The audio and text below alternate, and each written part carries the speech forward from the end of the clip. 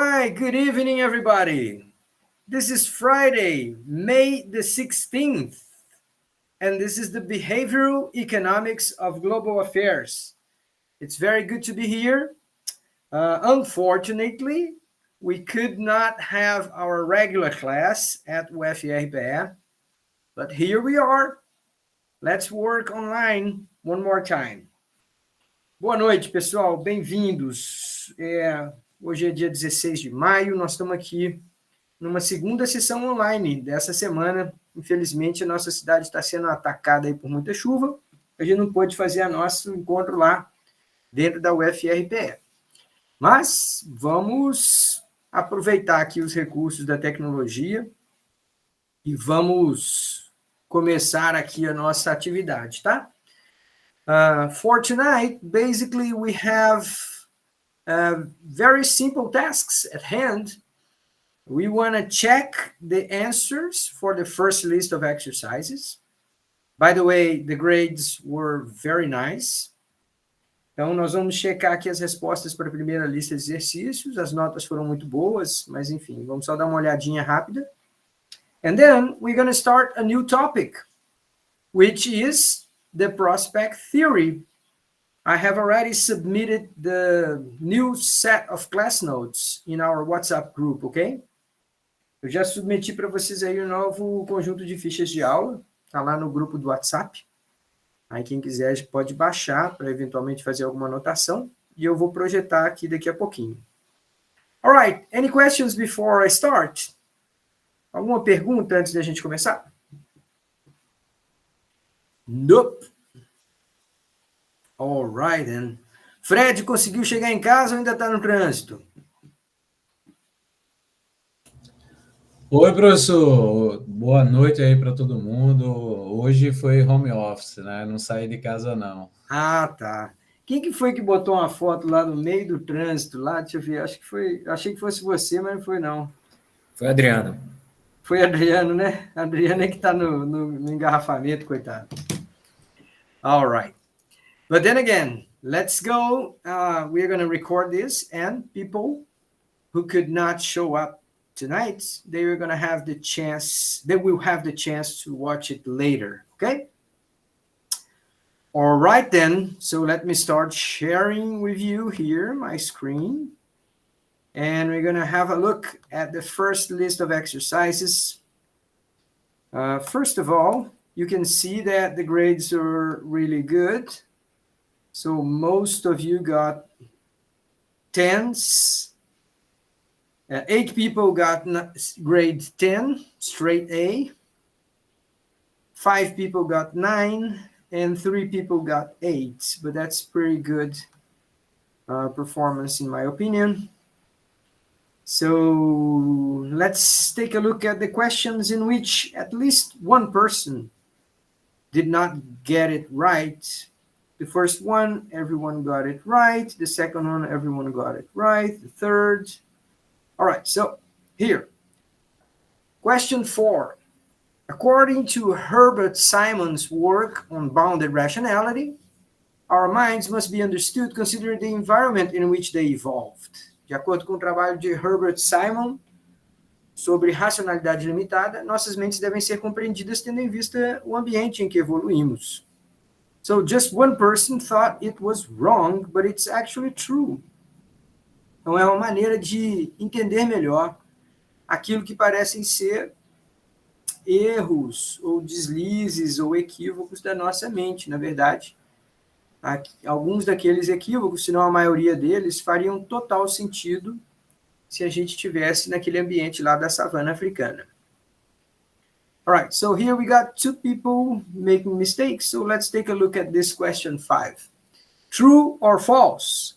As an example of cognitive bias, the so-called confirmation bias occurs when current events are weighted more heavily than future ones, with huge impacts on savings and financial stability of individuals.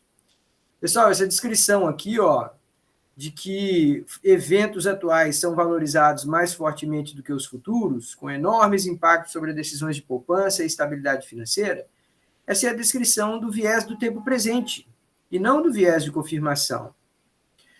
If you were to describe confirmation bias, it is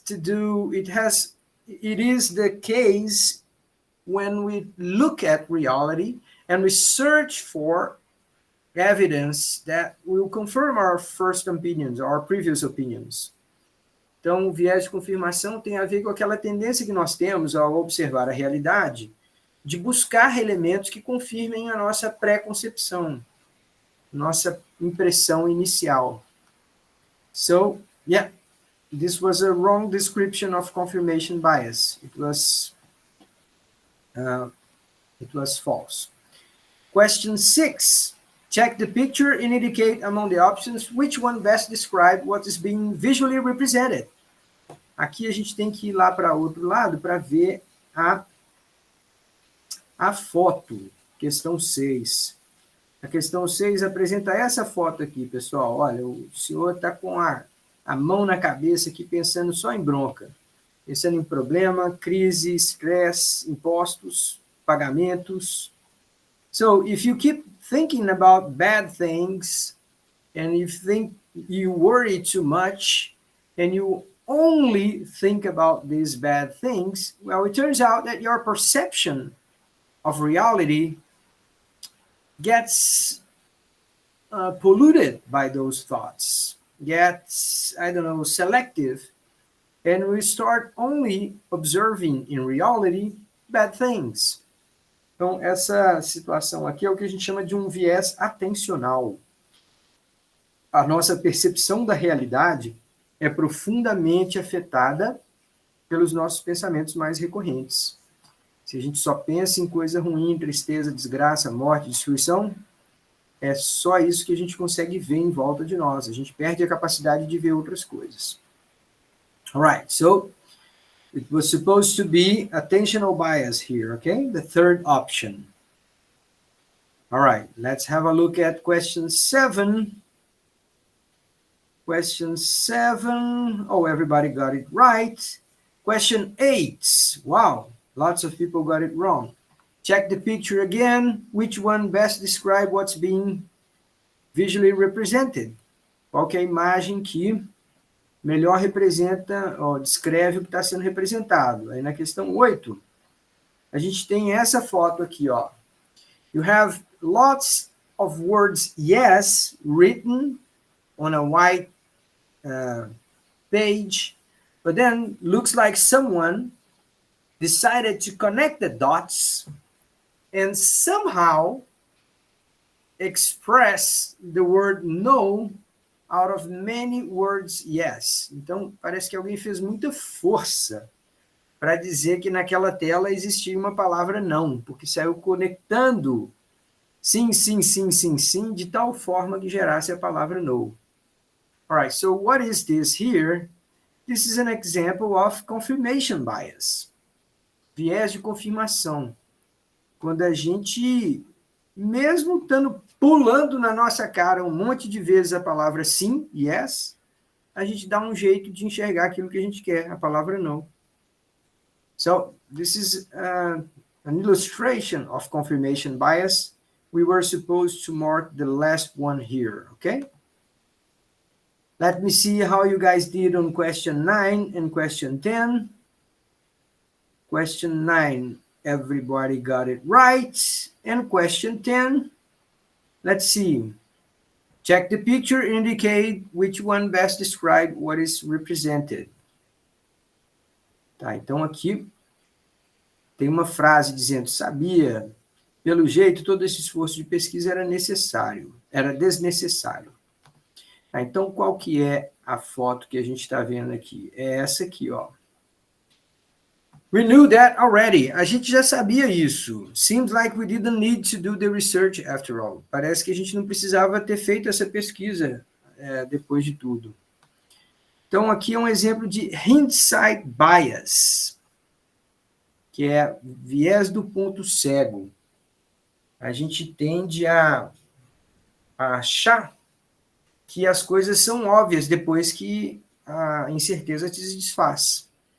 Antes de tomar uma decisão, a gente tem dúvida de qual é o melhor caminho. depois que a gente toma a decisão, é fácil a gente falar assim, ah, era óbvio, tá na cara que era para ser aquela. All right. So this was supposed to be hindsight bias, okay? All right, so those are the exercises. Anyone would like to make a comment, ask a question? Or we can move to our new set of our new set of class notes. Can we? Okay. All right, guys. Assunto novo hoje é professor. Oi? Assunto novo hoje, né? Essa ficha eu acabei de mandar lá no grupo de WhatsApp, tá? Aí a gente vai começar aqui, mas obviamente a gente não vai terminar. A gente só vai fazer uma espécie de uma introdução aqui sobre esse assunto. E a gente vai avançar mais quando a gente tiver presencial, tá certo? All right, guys. So we're going to be talking about the prospect theory. And I told you we can translate this title in two ways. Prospect theory, a melhor maneira de traduzir seria a teoria do prospecto. Mas a palavra prospecto em português muitas vezes tem um outro significado. Tem a ideia de um cliente potencial ou uma expectativa de venda, uma expectativa de acordo. Então, o prospecto fica parecendo uma outra coisa. Para traduzir o sentido da palavra prospect theory, a melhor maneira seria a teoria da perspectiva. Aquela ideia de que se você observa as questões por diferentes ângulos, você pode chegar a conclusões distintas, tá? All right, so this is one of the most important theoretical advancements in behavior economics. Essa teoria aqui é um dos grandes saltos na qualidade da economia comportamental. When we discuss cognitive bias, we're talking about like specific features in how our brain works. But now what these guys tried to do, and they succeeded, was to put together a whole explanation on people's behavior. I'm sorry, this is repeating here some of the cognitive biases. I'm going to jump through those, and I'm going to get to a new stuff. One cognitive bias that we haven't discussed so far, and it is related to the prospect theory.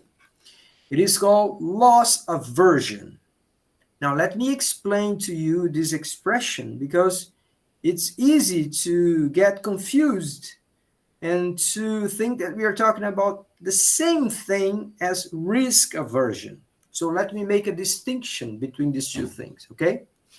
Pessoal, existem duas expressões que são parecidas e que muitas vezes as pessoas confundem, tá? Aversão a risco e aversão à perda. So we have risk aversion, aversão a risco, and loss aversion, aversão à perda. O conceito que tem a ver com teoria do prospecto é aversão à perda. Mas antes de falar de aversão à perda, eu vou explicar um pouquinho mais sobre aversão a risco, tá? Então, quando você está estudando microeconomia, principalmente lá utilidade esperada, decisões mediante incerteza, né, probabilidade de diferentes resultados de um determinado esforço, de uma determinada aposta. Tá, aí existe essa expressão risk aversion, aversão a risco. Aversão a risco é um comportamento racional.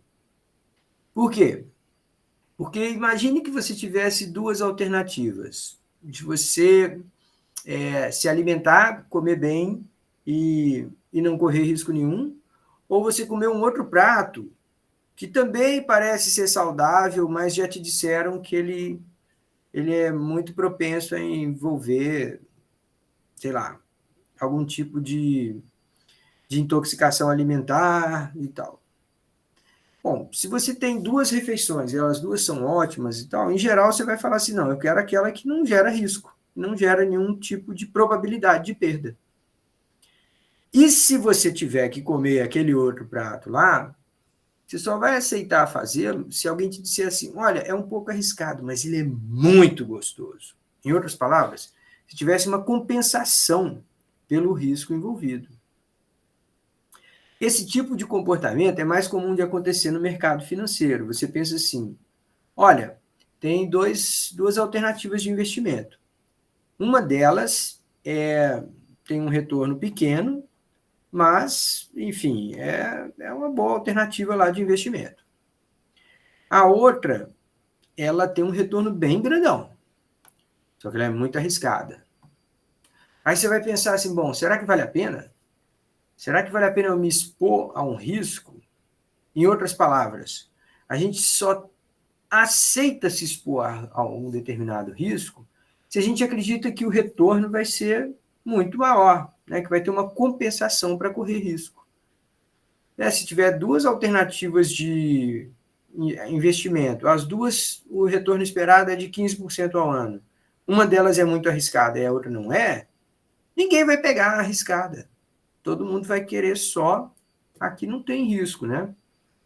Por outro lado, se você tiver pedindo dinheiro emprestado para investir, para alguém apostar no seu negócio, e o seu negócio pode gerar um grande ganho, mas ele também é muito perigoso de colapsar, de dar errado e tal, você só vai conseguir convencer alguém a te emprestar dinheiro se você prometer uma taxa de retorno realmente alta. Tá, então, tudo isso é para explicar o quê? Aversão a risco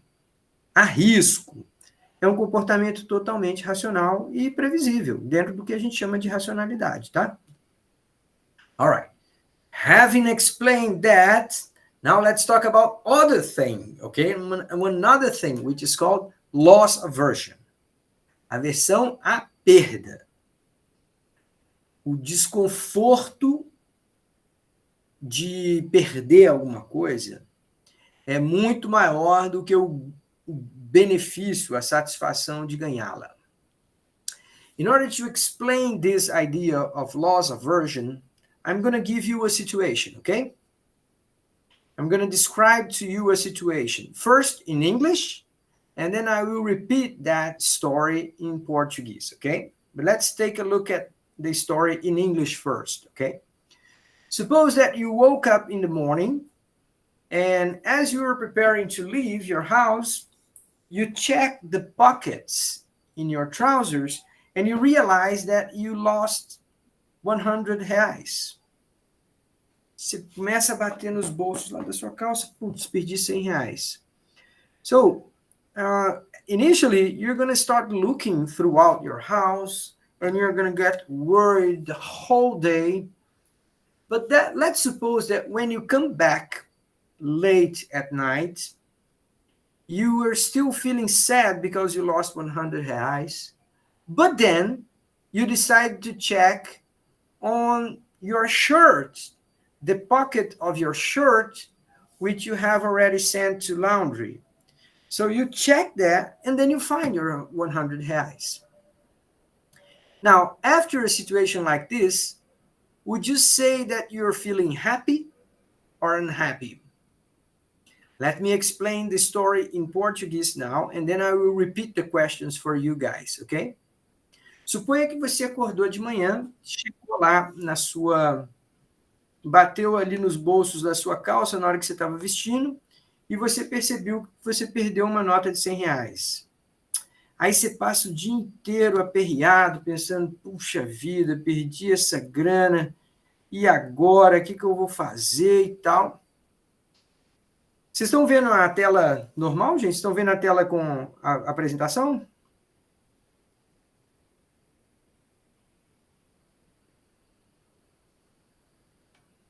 Acho que sim, né? Sim, tá aparecendo. Tá. Aí você bate ali os bolsos da calça, percebe que perdeu 100 reais, passa o dia inteiro aperreado. Chega no final do dia, quando você retorna para sua casa, aí você se dá conta assim, peraí, eu vou checar lá naquela camisa que eu já botei para lavar. Aí você vai ver lá no bolso da camisa e encontra os seus R$ 100. Naquele momento que você encontrou os seus R$ 100, como é que você descreveria? Que você está feliz, que você está indiferente ou que você está triste?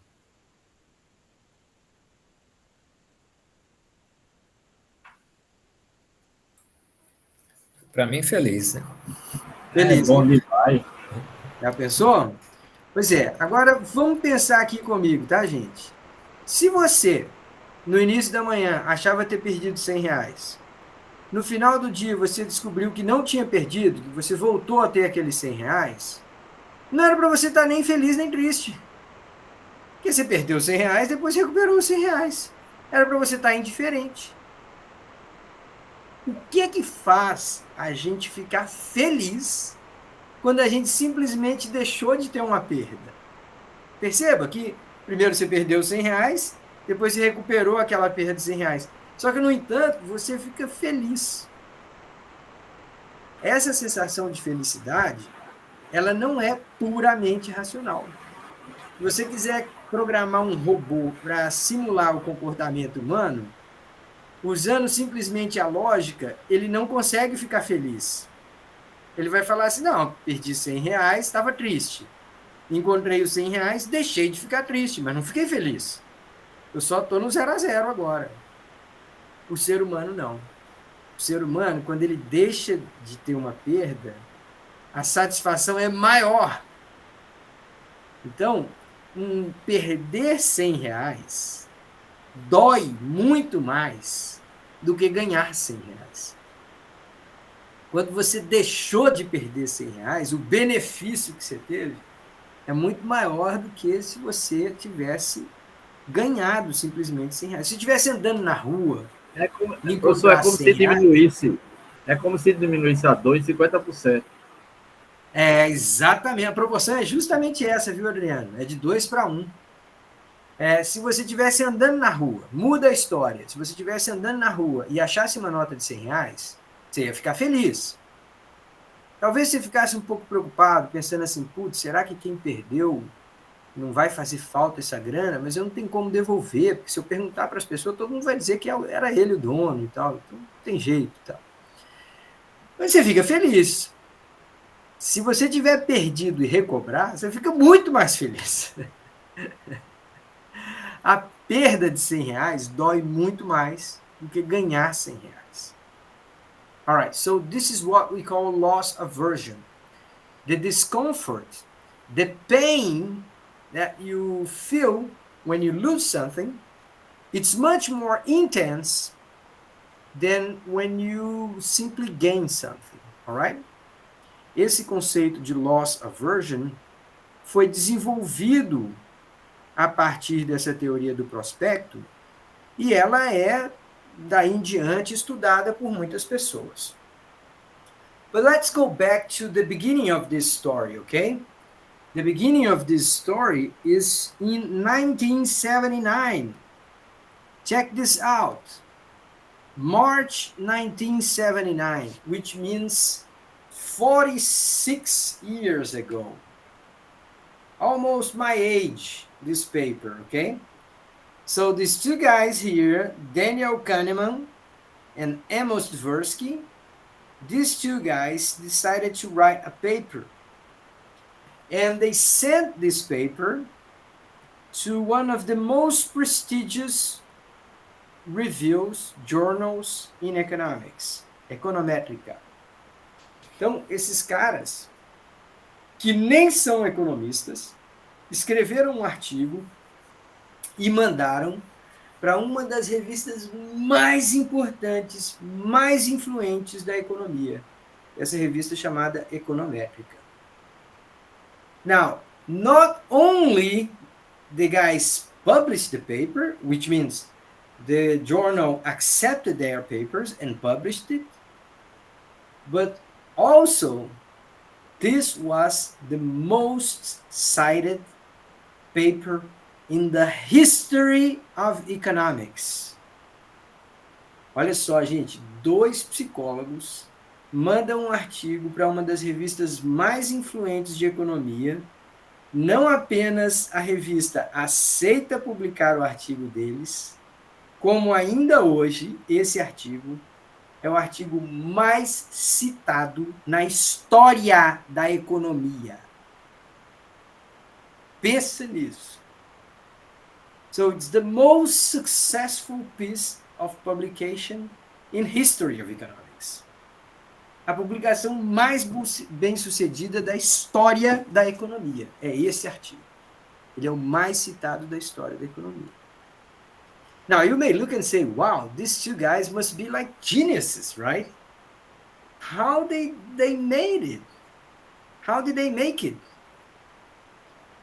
All right, so I'm going to explain to you what this paper is about.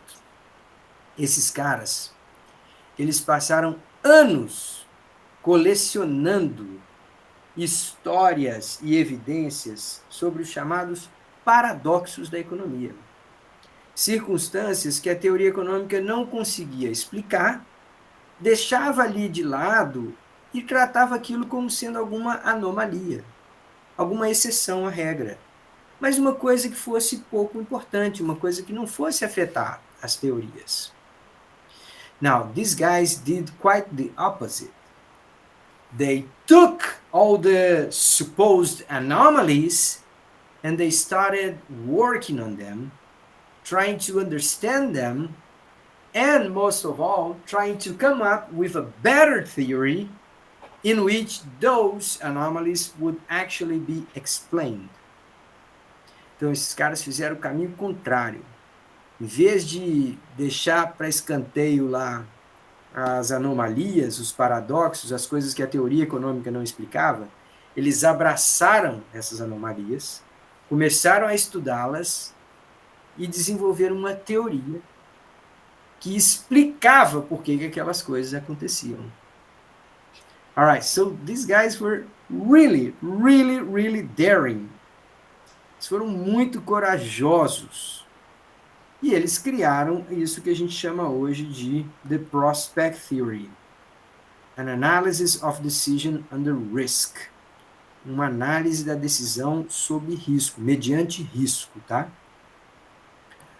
Alright, so let me start give you some of the elements of this contribution. But I have to tell you right away that these two guys got a Nobel Prize in economics mostly because of this paper, ok? Esse foi o artigo que praticamente garantiu a esses caras ganharem um prêmio Nobel de Economia muitos anos depois, mais de 20 anos depois, 2002. All right, so let's take a look at what you got here. The paper actually presents a critique of expected utility theory, and it develops an alternative model. Então, é uma crítica a uma teoria da utilidade esperada, que é uma coisa que vocês ou já estudaram ou vão estudar ainda em Micro 2, tá? Como que a gente tem satisfação e faz escolhas entre alternativas que têm diferentes probabilidades. Então, uma alternativa dessa. Eu vou comprar seguro de automóvel ou não? Se eu não comprar seguro de automóvel, eu estou correndo o risco do meu carro ser roubado. Se eu comprar seguro de automóvel, eu estou correndo o risco de pagar o prêmio do seguro e meu carro não ser roubado. Então, eu tenho que escolher. Cada uma dessas alternativas tem uma probabilidade de acontecer, cada uma delas tem um custo. Então, em geral, para discutir, para interpretar esse tipo de decisão, é que existe essa teoria da utilidade esperada. Mas essa teoria da utilidade esperada, conforme o Kahneman e o Tversky mostram, ela tem problemas. Let me see. Someone would like to ask a question? Go ahead, Adriano. Pode falar. Professor, isso tem a ver com custo de oportunidade, não? Deixa eu ver. Não necessariamente. Aqui a gente está falando não de o que você tem que abrir mão para obter alguma coisa. Não é exatamente isso. Aqui a ideia é assim, como que eu faço escolhas entre 2 bilhetes de loteria, por exemplo? Então, eu chego na casa lotérica, eu tô querendo jogar. Aí tem lá uma raspadinha, que ela tem uma chance de 1 em 30 de eu ganhar, e ela custa R$ 7. Aí, e o prêmio é de R$ 20.000. Aí tem um outro bilhete que é o bilhete da Mega Sena. Ele custa R$ 5. A chance de eu ganhar é 1 em 75 milhões, mas se eu ganhar, eu vou ganhar R$ 40 milhões. Tá, então, essa teoria de utilidade esperada explica como que você faz decisão entre qual desses bilhetes de loteria comprar. Ou se você vai fazer seguro de automóvel ou não. Ou se você vai poupar para aposentadoria ou vai esperar que alguma coisa boa aconteça no meio do caminho. Ou se você vai cuidar da educação dos seus filhos pessoalmente, ou se você vai deixar lá, não, tudo bem, a escola cuida disso. Todas essas opções que você está falando, tem probabilidade da coisa dar certo ou dar errado. Eu posso despreocupar da educação do meu filho e o meu colégio dar conta e o menino aprender bastante, conseguir passar no vestibular, entrar na faculdade e tudo mais. Ou eu posso descuidar da educação do meu filho e ele passar 5, 6 anos pagando cursinho antes de entrar na faculdade. Então, assim, escolhas que envolvem probabilidades. É isso que a teoria da utilidade esperada estuda. E se você pensar bem, a maior parte das escolhas são assim, né? Quando a gente vai comprar uma fruta no supermercado, a gente pode chegar lá, morder a fruta e falar, não, tá azeda. Não, tá com um bicho dentro, eu não sabia e tal. Então, tudo, na verdade, tem um pouquinho de probabilidade. Então, a teoria da utilidade esperada é uma teoria muito importante. Ela é frequentemente usada apenas para analisar decisões financeiras, mas não é verdade. Boa parte das decisões que a gente toma no dia a dia envolve probabilidades. Você vai atravessar a rua, você vê lá o carro e fala assim, não, está distante, eu posso atravessar, dá tempo. Você está fazendo uma escolha sujeita a risco. Então, na verdade, decisão mediante risco, mediante probabilidade, é uma coisa muito mais comum do que a gente se dá conta. Mesmo que nessa teoria aí da utilidade esperada, 90% do tempo a gente fique falando sobre decisões do mercado financeiro. Deu para entender, Adriano? Sim. Eu só não entendi bem a probabilidade na questão da execução. Quando você falou aí, me veio essa dúvida. A probabilidade, ela tem que ter uma certeza prévia dos dois ganhos, ou da perda do ganho? Na utilidade esperada, na teoria lá, a gente discute geralmente assim, opção A, tem 10% de chance de eu me dar bem, tem 90% de me dar mal. Se eu me der bem, eu vou ganhar R$ 100, se eu me der mal, eu vou perder R$ 70. A opção B, 40% de chance de eu me dar bem, 60% de chance de eu me dar mal. Se eu me dar bem, eu vou ganhar R$ 200, se eu me dar mal, eu vou perder R$ 500. Então, na teoria da utilidade esperada, geralmente a gente mapeia as probabilidades de cada evento e os ganhos ou perdas de cada evento. Então professor, só concluindo, deixando de ser chato também, tanto perguntar, né? Não, que isso. Numa questão de um valuation, certo? Eu estou agora trabalhando assim, por isso que até que eu cheguei mais tarde hoje. Numa questão de um valuation, eu tendo a minha posição e a posição da segunda parte, tá? Onde é que se encaixa essa definição aí dessa teoria? Tá, não, vamos lá. O valuation é uma tentativa de trazer para valor presente um fluxo de futuros ganhos que aquela empresa vai dar ao seu proprietário. Então, quando você faz um valuation, você fala assim, o cálculo que eu estou dizendo assim, que essa empresa vale, sei lá, 10 milhões. Eu fiz o valuation, essa empresa vale 10 milhões. Na verdade, a melhor maneira de você fazer o valuation, deveria você falar assim, existe umas 50% de chance de que essa empresa vale 10 milhões ou mais. e existe 50% de chance que ela vale entre 6 e 10 milhões. Se a gente fizesse valuation dessa forma, talvez a gente estivesse informando mais o tomador de decisão, né? A gente estivesse trabalhando com cenários. Mas ali, basicamente, o que a gente faz é considerar que existe um cenário mais provável e a gente vai e calcula qual que é o ganho com aquele cenário. O detentor dessa empresa aqui vai ter uma riqueza acrescida no total de 10 milhões nos próximos 10 anos, alguma coisa assim. Então, aqui a gente tem só uma alternativa, né? Então, se você pensar pelo lado de um dono dessa empresa, ela fala assim, eu posso receber 10 milhões de reais agora e vender a minha empresa, ou eu posso manter a minha empresa e, ao operá-la, eu fazer 15 milhões de reais com ela ao longo dos próximos 10 anos. Então, ele vai ter que entender as probabilidades de cada uma dessas condições, entendeu? Ele vai ter que tomar a decisão assim, se eu vender a empresa, os 10 milhões são certos, está aqui, eu já tenho uma proposta firme, alguém já apresentou a proposta para comprar minha empresa. Então, 100% de certeza de eu ganhar 10 milhões. Se eu não vender a minha empresa, qual que é a chance de eu ganhar mais que 10 milhões nos próximos 10 anos?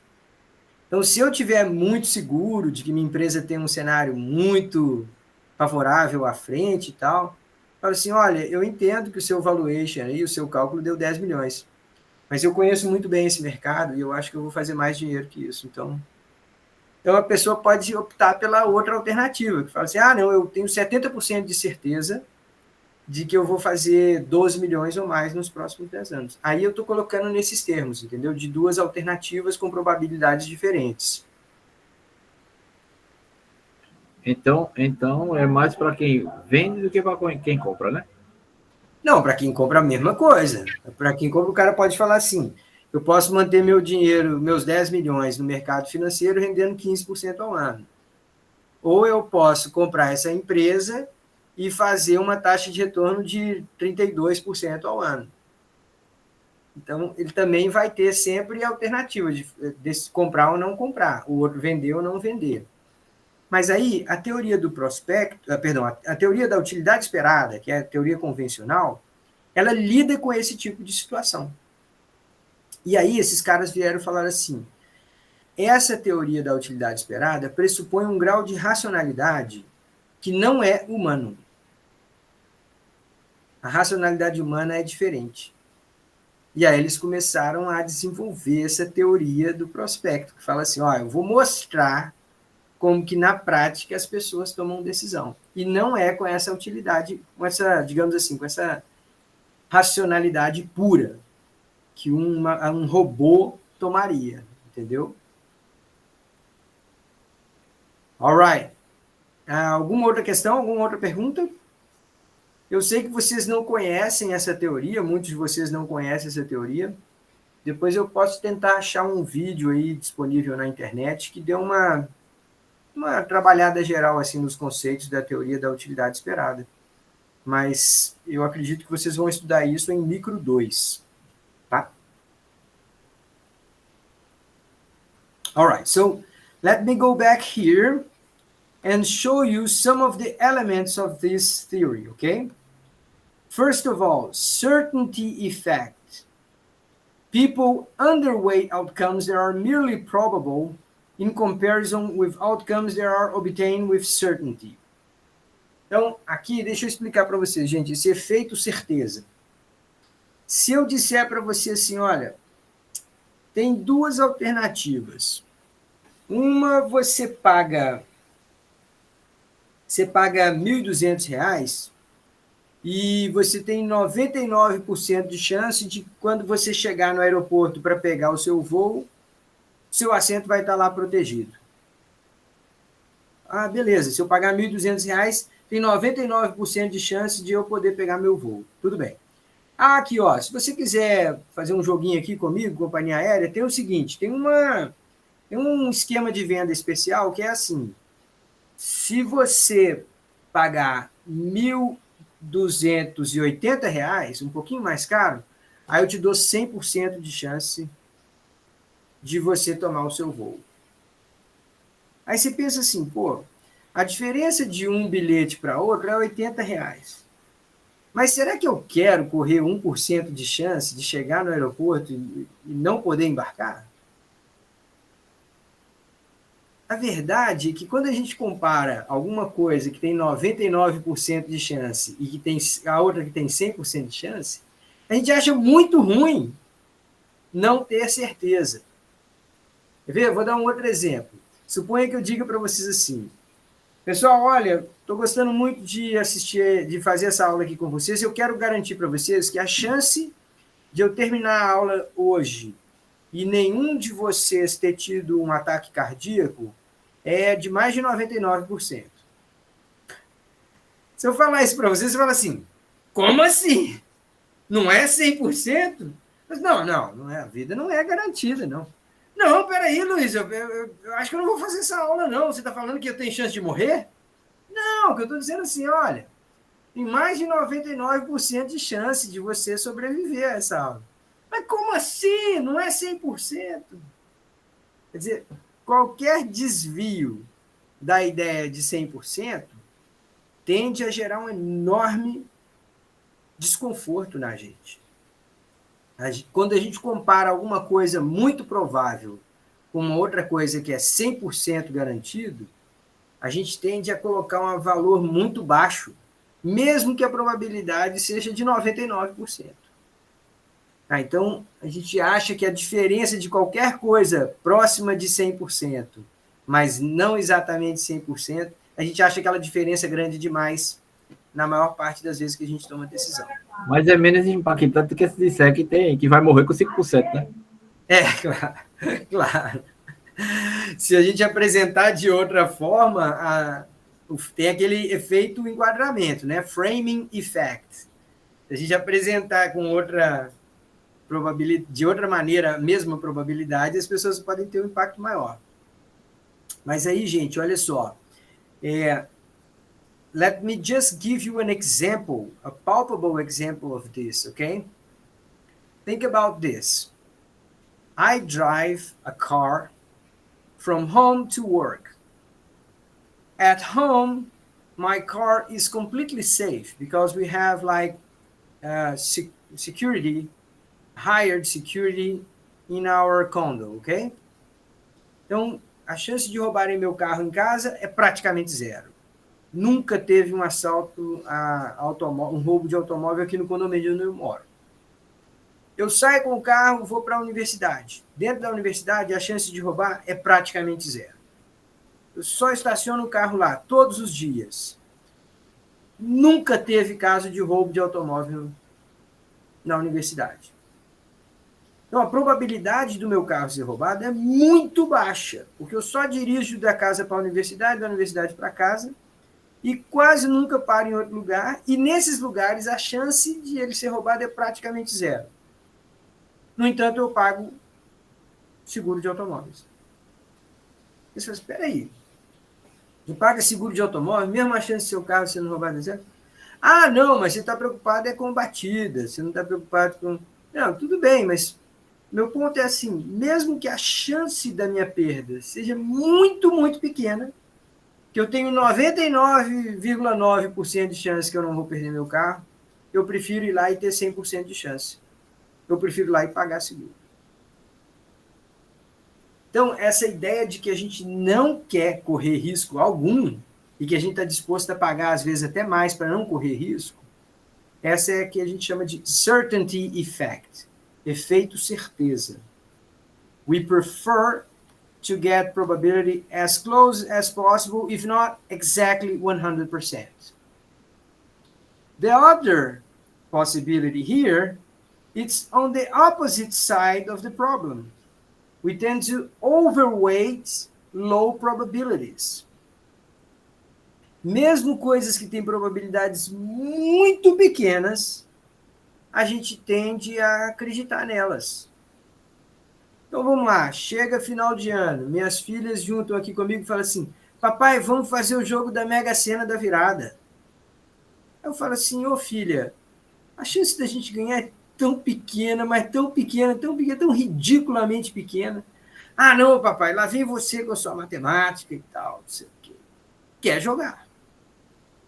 Mesmo a gente que é estatístico, que entende economia e tudo, vai lá e faz uma fezinha de vez em quando. Quer dizer, não importa o quanto que a probabilidade é ridiculamente pequena. A gente vai lá e joga e fica, se eu ganhar, eu vou ajudar minha mãe, eu vou trocar minha casa, eu vou comprar um carro, tal, não sei o quê. All right, so we tend to overestimate small probabilities. A gente tende a superestimar pequenas probabilidades. E a gente tende a subestimar ou subavaliar grandes probabilidades. All right, so, but with this, I just want you guys to have a hint of what it is coming, okay? I'm going to stop here, and I'm going to pick it up, this explanation, next time on Wednesday. I just wanted to give you a feeling of what the prospect theory is.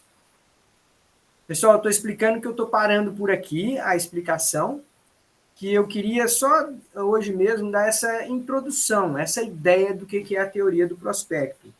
Ela lida com decisões mediante probabilidade, mediante risco, e que ela acaba explicando algumas coisas que a gente acaba fazendo de forma intuitiva, subjetiva, e que se você for olhar com o rigor máximo da matemática e da lógica, a gente não faria daquela forma. All right. Any questions before we close up this?